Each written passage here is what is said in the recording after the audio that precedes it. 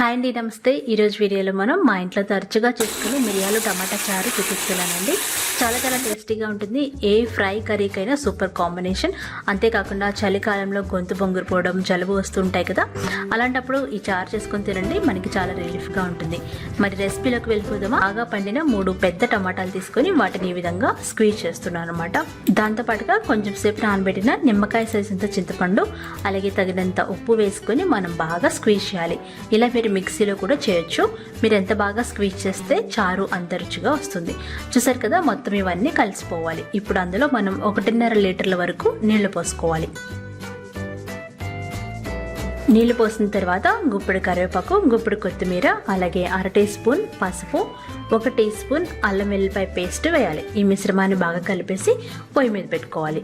పొయ్యి మీద మీడియం ఫ్లేమ్లో పెట్టి 1/2 టీ స్పూన్ కారం వేసి 10 నిమిషాల వరకు మనం బాగా మరిగించుకోవాలి.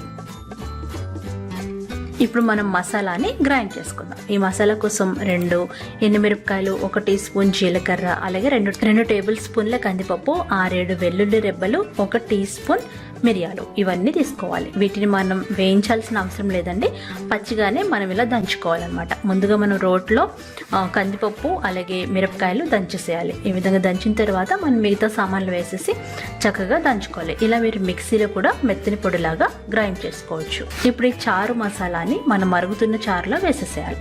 వేసేసి మరొక 10 నిమిషాల వరకు మీడియం ఫ్లేమ్లో మరిగించుకోవాలి. చూసారు కదా, బాగా మరుగుతూ ఉంటుంది. అది మరిగిన తర్వాత తాలింపు పెట్టుకోవాలి. తాలింపు కోసం కొంచెం నూనె వేడి చేసి అందులో 2 ఎండుమిరపకాయలు, అలాగే దంచుకున్న వెల్లుల్లి రెబ్బలు, అలాగే దాంతోపాటుగా తాలింపు గింజలు అనమాట, ఆవాలు, మినపప్పు, శనగపప్పు, అలాగే కొంచెం జీలకర్ర, చిటికెడు ఇంగువ, 2 రెబ్బల కరివేపాకు, కొంచెం కొత్తిమీర, ఇవన్నీ వేసి పోపు బాగా వేయించాలి.